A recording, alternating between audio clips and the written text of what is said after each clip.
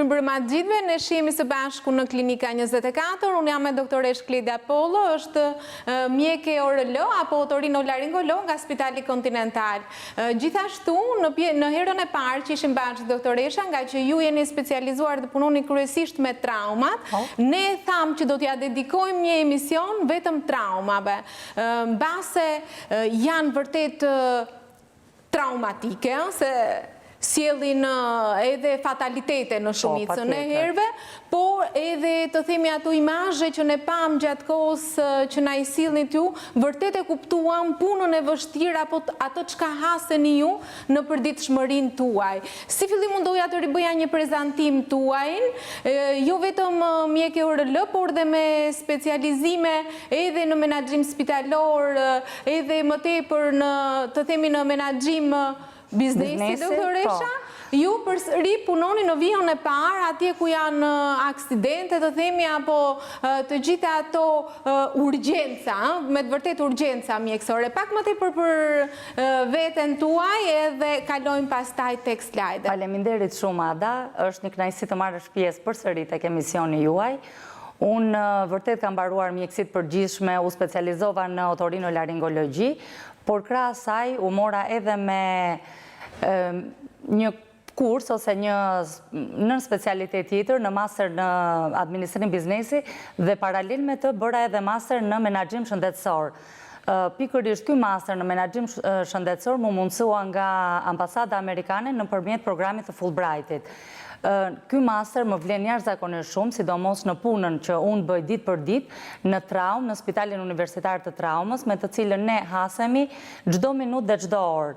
Është një punë vërtet e parë nga sytë të tjerëve shumë e vështirë, por edhe nga ana jonë është një punë shumë e vështirë, por tek e cila unë kam gjetur kënaqësi dhe të gjithë këto dije që kam marrë gjatë gjithë rrugtimit tim universitar dhe post-universitar mundohem që ditë për ditë i vë në dispozicion si të pacientëve, ashtu edhe të ngritjes time tekniko-profesionale. Doktoresha, ne e dimi që nëse shkaktohet një plagë apo e cila nuk vjen nga një patologji, mund të themi është traumë, po më tepër ju një traumë dhe më pas politraumë. Tani, në një përkufizim të përgjithshëm të traumave, me dëmtime traumatike, ne kuptojmë dëmtime të organeve të ndryshme, të organizmit të njeriut të shkaktuara nga forcat jashtme. Kuptohet që këto dëmtime traumatike nuk dëmtojnë vetëm një organ, por dëmtojnë disa organe.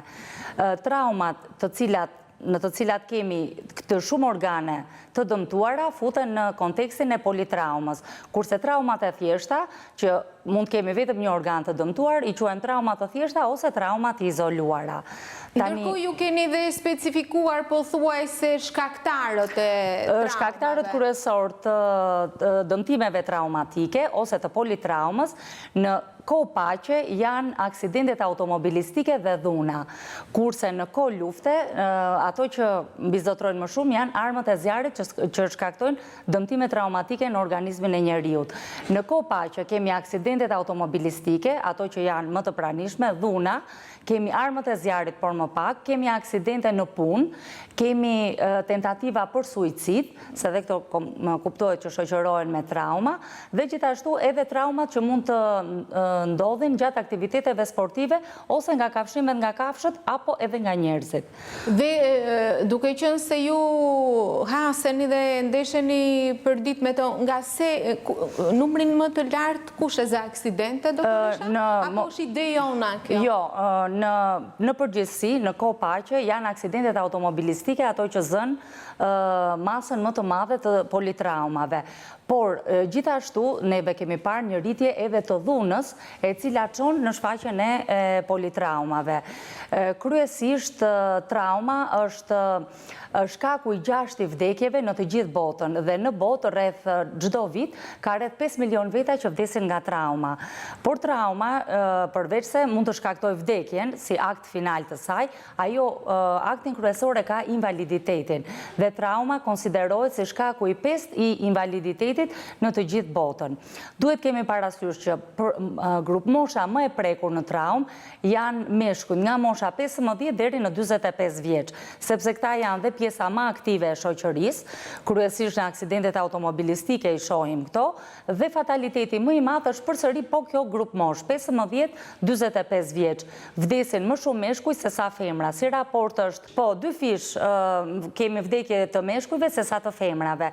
Fëmijët më pak, dhe ajo që është e rëndësishme për të përmendur është që trauma vetë është mjaft e kushtueshme. Është e kushtueshme jo vetëm trajtimi i personit të traumatizuar dhe shpenzimi që bëhet ndaj tij, është i kushtueshëm ditët e punës që ai humbet kur është i traumatizuar, i shtruar në spital, por njëkohësisht politraumat zakonisht shoqërohen edhe me komplikacione. Dhe një pacient që futet për herë të parë, për shembull në operacion pas traumës, nga komplikacionet mund të kërkojë një rifutje të dytë, një rifutje të tretë, kështu që shpenzimi i traumës është mjaft kolosal.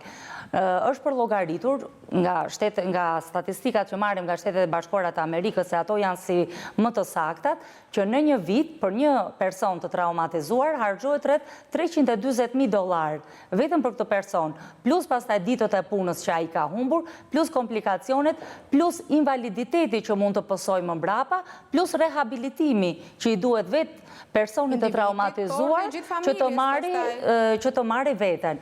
Kuptohet, trauma është një problem jo vetëm për personin të cilit i ndodh, është për familjarët e tij, është social, është familja, është shoqëria. Të gjitha këto shkojnë varg me njëra tjetrën dhe prandaj trauma jo vetëm që është e kushtueshme nga ana financiare, po ajo është e kushtueshme dhe nga ana psikomotore, psikosociale. Prandaj personat duhet të jenë vërtet shumë të kujdesshëm përpara se të ndodhin trauma. Do me thënë njerëzit duhet të marrin shumë masa në mënyrë që të parandalojnë rënien e tyre në trauma. Ja ti themi dhe një herë që të krijojmë një ide dhe kalojmë te slajdi tjetër, aksidentet automobilistike, ato në punë, vendin më të madh thatë ju janë aksidentet automobilistike, dëmtimet nga aktiviteti sportiv, tentativave të vrasje, armët e zjarrit dhe kafshime nga kafshët, baste dhe më pak. Tek slajdi më pas, ju do të flisni pak për ato që ne përmendëm, politrauma, pra kur nuk kemi vetëm një organ të dëmtuar, po kryesisht kush të themi është organi që dëmtohet më shumë dhe sjell fatalitet? Koka? Kemi pasur edhe një shprehje popullore që ruaj kokën, kemi thënë mbas të gjë. Jo, shumë e vërtet. Në politraum, sidomos në aksidentet automobilistike, dëmtimin më të madh e përson koka. Do me thënë, dëmtimet kraniocerebrale, si që quhen në gjuhën mjekësore, përbëjnë 40% të rasteve të politraumave. Më pas vinë dëmtimet torako-abdominale, gjokse dhe barku, dhe më pas janë ekstremitetet, që zënë dhe përqindjen më të ullët të traumave. Po që mbase ato mund të japin invalidizim, po nuk japin fatalitet. Invalidizim japin, kuptohet, ekstremitetet, por fatalitet është koka.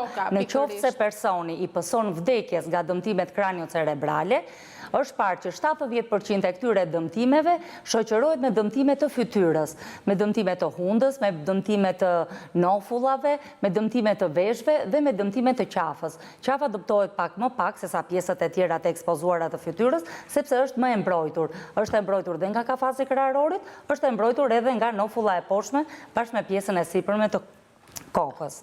Ju jeni mjekë ORL, dhe prandaj kemi bërë edhe veçantë dëmtimet ORL, doktoresha, për të kaluar më pas tek komentet e fotove. Dhe zona ORL e specialitetit tuaj, kjo është hunda, goja, veshi, laringu. Që patjetër në traume dhe dëmtimet ORL zënë një vend të rëndësishëm.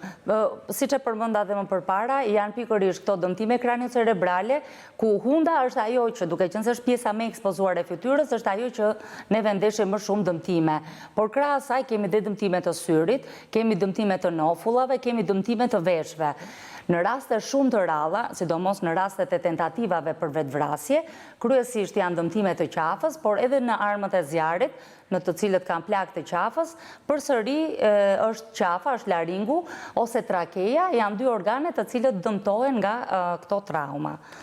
Tani, doktorisha, t'i shikojmë edhe pak fotot për efekt të mos trëmbim. Për efekt po. Ne kemi bërë bardhëzi, por vërtet ajo çka ju hasni, do me thënë duhet jeni shumë e fortë. Gjithë ekipi që ju punoni duhet jeni shumë të fortë. Kuptohet që në Politraum ne jemi një ekip i madh, është ekipi i kirurgëve, është ekipi i mjekëve reanimator anestezist, është ekipi infermieror, instrumentarët dhe sanitarët, do me thënë gjithë ky ekipi madh merr pjesë në përballimin e gjithë këtyre fataliteteve që mund të ndodhin. Ndërkohë ju mund t'i komentoni dhe rastet një nga një. Tashti rasti konkret për shembull është një person i cili kishte rënë nga skela, do me thënë aksidentet në punë. Personi kishte të dëmtuar jo vetëm hundën, se këtu është paraqitur më shumë hunda, ku është dëmtuar dhe indet e buta, janë dëmtuar dhe indet e buta dhe pjesa kërcore dhe kockore e hundës. Gjithashtu personi kishte edhe dëmtime të kokës. Pra janë dëmtime kraniofaciale që shkojnë bashkë, edhe dëmtimet e kokës, edhe dëmtimet e hundës. Pacientët që paraqiten me këto dëmtime, ky është një rast mesatar, mund të themi, me ato që shikojmë në dita ditës. Është në jetë? Po, pacienti, ky është, do me thënë, kjo mund të konsiderohet një traumë e shkallës së mesme. Do me thënë, pacienti është i vetëdijshëm kur paraqitet, kur ka ardhur, për shembulli konkret, kur është paraqitur në spitalin e traumës, nuk ka pasur hemoragji ose ndalim të rrugëve të frymarrjes. Kështu që sa po është paraqitur, me njëherë është marrë nga ekipi infermieror, është thirrur mjeku përgjegjës, janë bërë të gjitha ekzaminimet përkatëse si klinike, biokimike, ashtu edhe ato imazherike, dhe të gjitha këto në fund janë finalizuar me mbylljen e plagës, ku në rastin tonë trajtimi i kësaj plage ka qenë një trajtim kirurgjikal. Dhe ne do ndalemi më pas tek trajtimi, gjithsesi i komentojmë edhe i lëvizim fotot një nga një që ju... Ky është një fëmijë 6 vjeç që kishte rënë nga bicikleta. Kishte të dëmtuar komplet gjithë fytyrën. Në anën e djathtë, veshi i djathtë ishte totalisht i shkëputur, sidomos në pjesën e mbrapme.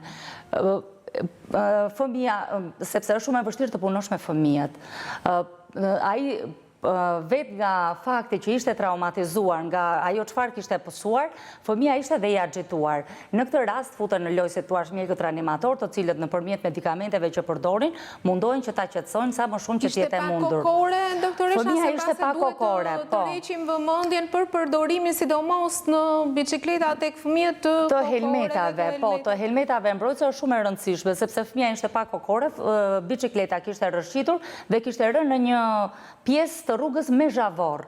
Veshi ishte totalisht i dëmtuar, ne u munduam që ta pastronim, ta riparonim dhe si thua ta bënim ashtu siç ishte. Dhe fatmirësisht veshi i fëmijës shpëtoi, fëmija u trajtua përveç trajtimit kirurgjikal edhe me trajtim konservativ, me antibiotik, me analgjezik, me vitaminoterapi dhe brenda 10 ditësh fëmija doli nga spitali dhe veshi ishte plotësisht i shëruar dhe i shpëtuar. Rasti tjetër është përsëri një person dhe ky është aksident në punë.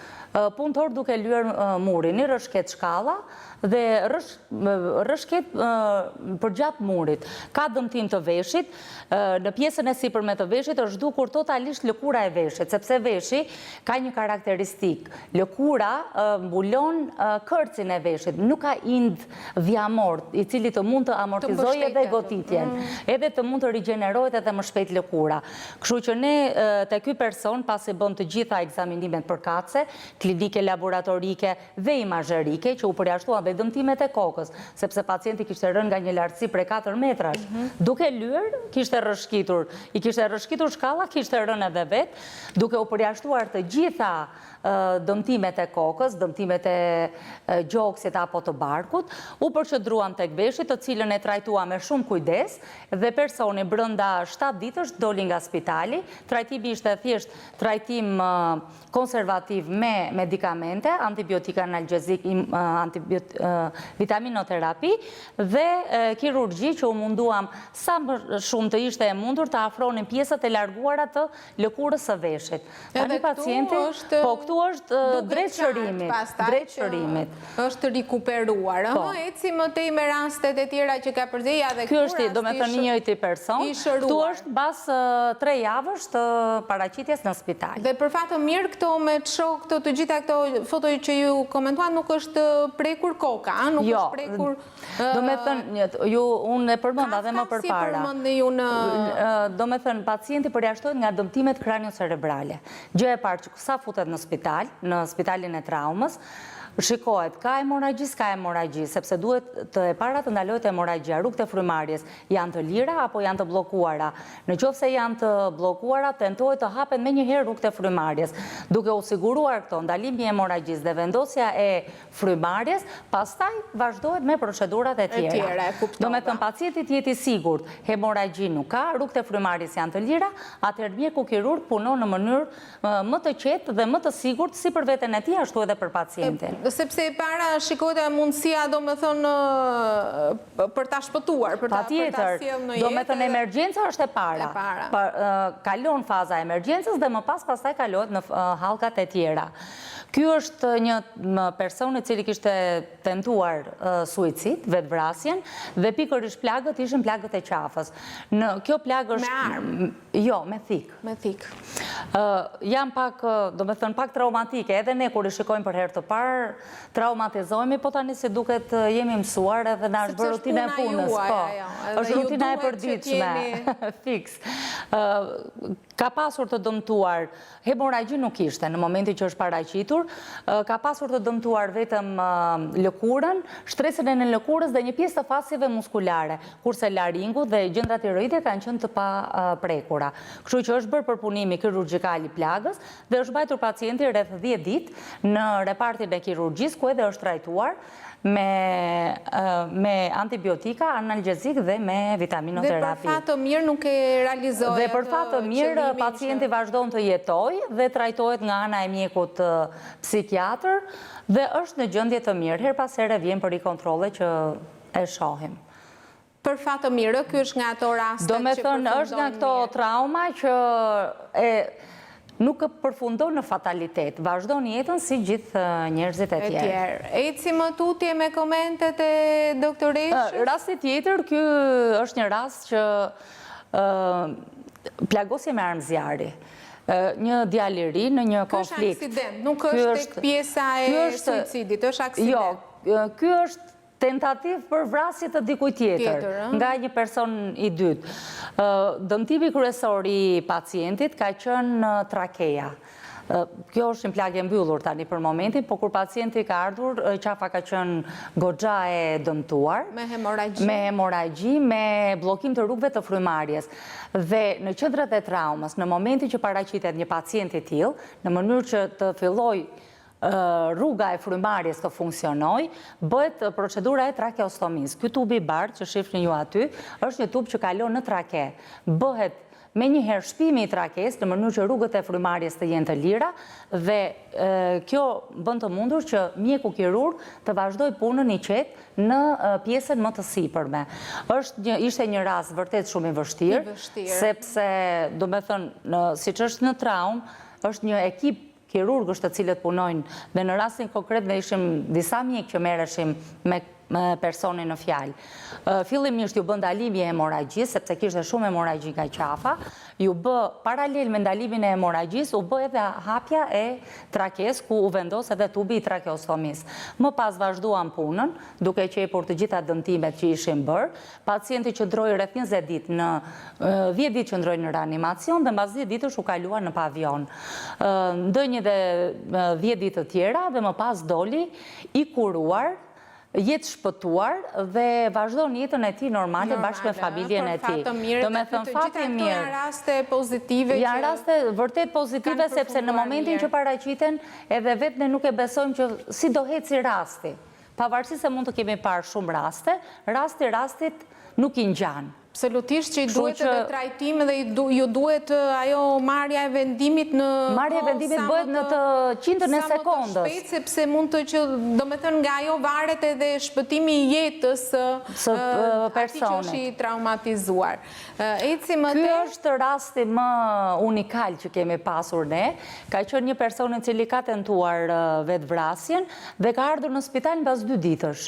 E kishin gjetur bashkëfshatarët, ka ndodhur në një fshat të Shqipërisë, e kishin gjetur bashkëfshatarët në fush dhe e sjellin. Në momentin që ka ardhur, paraqitja ka qenë e tillë, ka qenë komplet e dëmtuar ana e majt, komplet faqja e majt, në fulla e poshtme, në fulla e sipërme, një pjesë e hundës por nuk duket, në pjesën e brendshme të saj. Dhe gjithë faqja ishte e djegur, sepse tentativat me armë zjarri, vetë arma e zjarrit, ka një karakteristikë që kur personi tenton të vras veten ose të dëmtoj veten me armë zjarri, arma e zjarrit në shkrepje bën djegje të lëkurës dhe pak a shumë ai ndalimin e hemorragjisë e ka bërë vetvetiu. Kështu që kur ka ardhur pastaj në spital, menjëherë është reanimuar, rrugët e frymarrjes i ka pasur të lira, hemorragji nuk ka pasur dhe ekipi kirurgjikal ka filluar punën me qepjen e plagës. Për fat të mirë të tij, po. Dhe tani nuk është rikuperuar. Pacienti vazhdon jetën shumë normale, punon, jeton, biles është person i cili shkon edhe punon edhe jashtë shtetit, edhe brenda shtetit në varësi të sezoneve. Ktu është gjatë periudhës së mjekimit, që edhe ne çuditemi, do me thënë, si ishte dhe si u bë, her pas here vjen për i kontrole, sepse ka disa deficite që i kanë ngelur nga dëmtimi i armës së zjarrit, por përsëri ai është i aftë për punë, është i aftë për vete, edhe për familjen e tij. Mirë, më duket se kaq foto kishim? Ndërkohë, doktoresha, duke qenë se ju jeni mjeke ORL edhe në Spitalin Kontinental, kryesisht pacientët ju vinë pikërisht për problematika ORL. Dhe Spitali Kontinental ka përgatitur edhe një paket për kujdesin që duhet të kenë. E ndjekim dhe ju na e komentoni pastaj rëndësinë me mesazh promocional paketa ORL. Nëse keni probleme me sinuset, fytin apo blokim të hundëve dhe shqetësime në vesh, përfitoni nga oferta në Spitalin Kontinental, kontroll ORL, vizitë ORL, rosinuse paranazale, audio timpanometri, çmimi në ofertë 4.000 lek. Për më shumë informacione dhe për të rezervuar vizitën tuaj, me mjeken otorinolaringologe doktoresh Kledia Polo, kontaktoni në 069 700 4000 ose në 069 700 1000, adresa Lagja Lidemi tek ish poligrafiku Tiranë. Spitali Kontinental. Për ju, për familjen, për jetën. Spitali Kontinental. Spitali shqiptarëve.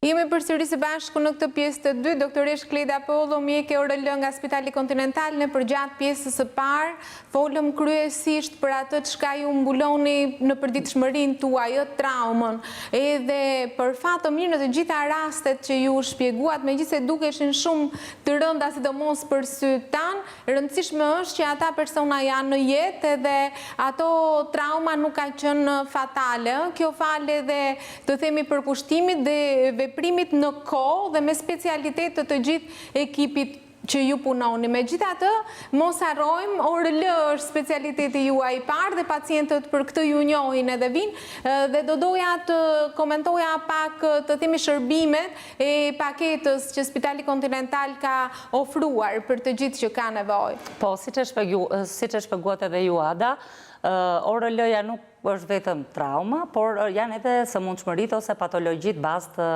saj. Kështu që Spitali Kontinental ka bërë një ofertë shumë të mirë për të gjithë njerëzit të cilët do të jenë të interesuar. Është një vizitë ORL, një radiografi e sinuseve paranazal dhe matje e dëgjimit nëpërmjet audiometrisë dhe timpanometrisë. Unë do t'ja rekomandoja çdo personi, jo vetëm njerëzve që mund të vuajnë nga veshët, nga hunda ose nga probleme të gojës, për të bërë një vizitë otojatri, por njëkohësisht ja rekomandoj edhe të gjithë njerëzve të tjerë që duan që ta mbajnë shëndetin e tyre në kushte optimale, sepse siç e pam ne nga periudha e Covidit, personat të cilët sëmureshin vetë Covidi si infekcion, fillon të që nga rrugët e sipërme të frymarrjes. Kështu që vizita e parë ishte pikërisht tek mjeku otojatër, pavarësisht se personat shfaqeshin pastaj sëmundja shfaqej në fazat e saj më të avancuara. Kështu që unë të gjithë njerëzve, qoftë atyre që vuajnë nga sëmundje të sferës ORL, qoftë atyre që janë të shëndetshëm, një vizitë tek mjeku ORL dhe për të marrë edhe të gjitha ato ekzaminime të tjera, do të ishte mjaft e vlefshme. Pastaj mbase për moshën e tretë për këtë pjesën e uljes së dëgjimit. Mosha e tretë është, do t'ja rekomandoj edhe më shumë, sepse fillon ajo periudha e rënies së dëgjimit si rezultat i plakjes së trupit. Dhe unë kam pasur dhe shumë raste që vinë mosha 50, 60 vjeç dhe thonë, kam filluar si kur të mos dëgjoj. Dhe pikërisht është kjo periudha në të cilën fillon ulja e dëgjimit si rezultat i moshës. Kjo ju rekomandohet shumë këtyre personave, gjithashtu personat të cilat punojnë me zhurmë, me mjete me këto sidomos ta që punojnë në shtrimin e rrugëve, që janë mjete me zhurma të forta, personat që merren me muzikë, DJ-t, tani që do hapen edhe diskot edhe pubet mbas situatës në të cilën neve kemi qenë, është mirë që të vinë edhe të bëjnë rikontrolle të aftësisë së tyre të dëgjimit. Gjithashtu, e vlefshme shumë, audiometria është edhe për persona të cilët kanë qenë të traumatizuar, kanë pasur dëmtime kraniocerebrale dhe sidomos dëmtime të bazës së kafkës. Zakonisht kur dëmtohet baza e kafkës, nervi i dëgjimit është ai që dëmtohet. Dhe pikërisht pacientët që posojnë këtë lloj dëmtimi humbin aftësinë e tyre për të dëgjuar. Dhe është shumë e rëndësishme që këto ndjekjet post spitalore, këta pacient një herë në 3 deri në 6 muaj të vinë të bëjnë rikontrolle të dëgjimit. Edhe pjesën e dëgjimit. Mirë, e sqaruam edhe këtë, kthehemi tek tema kryesore që ne kishim, trauma dhe politrauma, ajo çka ju i referuat edhe çdo rast edhe çdo pacienti, ishte që u trajtua me dhe unë vura re 2 mënyra trajtimi kirurgjikal dhe konservativa, apo ai që ju e quani me medikamente. Pastaj nuk e di në varësi të rasteve sa mund të ketë pasur nevojë për rehabilitim, për fizioterapi, nuk e di pastaj si mund të jetë rasti konkret, po kirurgjia, si të thuash, është ajo çka ju vendosni në momente dhe aplikohet me njëherë, apo jo, doktoresha? Po, sa po pacienti paraqitet në qendrën e traumës, siç e përmenda dhe më lart, 2 janë gjërat kryesore: ndalimi i hemorragjisë dhe sigurimi i rrugëve të frymarrjes. Në qoftë se këto 2 gjëra me njëherë eliminohen, sigurohen, atë pacienti shihet në qoftë se është për të trajtuar thjesht me medikamente, apo është për të trajtuar me anë kirurgjikale. Kryesisht pacientët të cilët trajtohen me medikamente janë pacientë që kanë pasur trauma ose të izoluara ose trauma të thjeshta. Këta pacientë mund të qëndrojnë për një periudhë shumë të shkurtër në spital dhe mund të largohen dhe mbas 2 javësh që kanë dalë nga spitali mund të rikthehen për një rikontroll. Zakonisht pacientët që marrin vetëm trajtimin konservativ janë pacientë të cilët nuk kanë nevojë për rehabilitim, më vonë dhe jeta e tyre vazhdon normalisht. Normale kanë pasur shumë të lehtë. Po, do me thënë ka qenë një traumë si thua kalimtare. E thjesht, kurse traumat që janë politrauma, ku përfshihen një sër organesh, përfshihet truri, përfshihen kockat e kafkës, përfshihen kockat e fytyrës, përfshihet gjithë trupi, si gjoksi, gjithë organet e barkut, këta pacientë janë më të ndërlikuar për të trajtuar. Fillimisht pacientët, basi ju sigurohet rruga e frymarrjes, u ndalohet dhe hemorragjia, futen dhe bëhen ekzaminimet kliniko-biokimike dhe ato imazherike. Në bazë të tyre pastaj vendoset në qoftë se pacienti do të futet me njëherë në kirurgji, apo duhet të qëndroj disa orë apo disa ditë dhe më pas të nënshtrojnë ndërhyrjes kirurgjikale. Të themi konkretisht për organin që është dëmtuar. Në përgjithësi, pacientët që u shpëtojnë dëmtimeve, sidomos kraniocerebrale, në 70% rasteve janë të shoqëruara edhe me dëmtime faciale, por këta pacient arrin që të rehabilitohen mjaft shpejt. Megjithatë, periudha e rehabilitimit në pacientët që kanë dëmtime të mëdha të trurit shkon nga 6 muaj deri në 1 vit, mund të kërkojë dhe 2 ose 3 vjet derisa të rehabilitohen, të riaftësohen. Ose pastaj mund të ngelin edhe gjithë jetën e tyre invalid dhe prandaj invaliditeti është në kosto shtesë e tyre. Tek ato përqindjet edhe që përmenda po. Që përveç fatalitetit pastaj invalidizimi ishte edhe plaga më e madhe që mbetet jo vetëm për personin, ajo është individuale e personit, por edhe shtëpisë së tij, familjes, shoqërisë dhe të gjitha këto. Më pëlqeu shumë doktoresha që ju një nga çështjet e veçanta kishit lënë masat që duhen marrë në mënyrë që të parandalohen apo mbase është ideale të themi të parandalohen, po të kemi sa më pak trauma të tilla, edhe gjatë gjithë bisedës tuaj më pëlqeu ajo fjalia që është mirë të kujdesohen që mos të arrin deri tek ardhja me urgjencë me traumë. Dhe i kemi specifikuar masat, një nga një masat kryesore. Do t'ishte idealja mos kishim, po të paktën të arrim t'i ulim. Po, t'i minimizojmë disi, sepse është e pamundur që ne të mund t'i eliminojmë tërësisht. Kryesisht, duke qenë se aksidentet rrugore janë ato që shkaktojnë më shumë trauma, duhet së pari shoferët të respektojnë rregullat e qarkullimit rrugor. Si shoferët, si pasagjerët duhet të vendosin rripat e sigurimit. Fëmijët, personat që hypin bicikletave, motocikletave duhet të mbajnë helmeta mbrojtëse. Duhet shoferët dhe sidomos personat që ngasin makinën të mos jenë në efektin e alkoolit, të drograve ose të medikamenteve të tjera. Do me thënë, të gjithë ne duhet të jemi të kujdesshëm, qoftë ai që është shofer, qoftë ai që është pasagjer. Në qoftë se shoferi haron të vërë rripin e sigurimit, pasagjeri patjetër që mund t'ja kujtoj, dhe shpejtësia është ajo që vret. Do me thënë, duhet të jenë sidomos të rinjë, se ne kemi paraste shumë të shpeshta në përditshmërinë tonë, që kryesisht aksidentet automobilistike vinë si rezultat i shpejtësisë së lartë, dhe kjo nga të rinjt, të cilët tentojnë që një rrugë të shkurtër ta bëjnë akoma më të shkurtër, por nuk mund të ecësh më shpejt se sa jeta. Madje, doktoresha, edhe në një nga këto intervistat që dëgjoja, më bëri përshtypje se vjet në kohën e karantinës, që ishim të mbyllur, edhe numri traumave dhe i aksidenteve automatikisht ishte edhe po, është e vërtet më kjo. i ulët. Ne gjatë periudhës 2 mujore të vitit të kaluar, në traumë se tu është ram në qetësi, sepse duke qenë se njerëzit ishin mbyllur, nuk shkonin, nuk lëviznin me makinë, numri traumave ra, por ndërkohë ushtua numri i dhunës i personave që vinin të dhunuar, sepse në atë periudhë ushtua dhe dhuna në familje shumë. Për shkak të presionit edhe të vetë natyrës situatës në të cilën neve u ndodhëm. Megjithatë, masat e kujdesit janë të gjithmonë primare, sidomos edhe për moshën e re.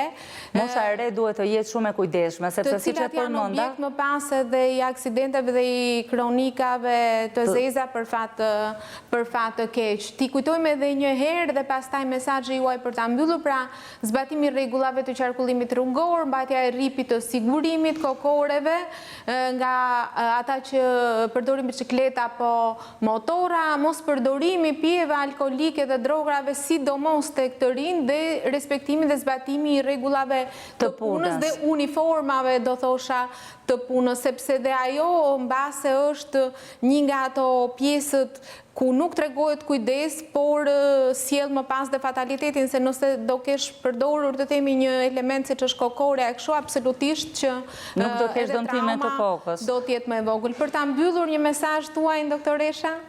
Unë do të uroja të gjithë njerëzve, meqense po vjen stina e verës, të bëjnë sa më shumë kujdes në lëvizjet e tyre në rrugët e Shqipërisë. Kjo do të na lehtësoj punën, ne që punojmë në traumë ditë për ditë, dhe sigurisht personave të gëzojnë periudhën e verës dhe gjithë këtë periudhë pas daljes nga karantina. Të falenderoj që ishe këtu. Faleminderit edhe juve, gjithmonë kënaqësi. Erdhi fundi emisionit, të kujtoj ritransmetimin sot në orën 24 dhe ditën e diel në orën 12:45, ne shihemi javës tjetër.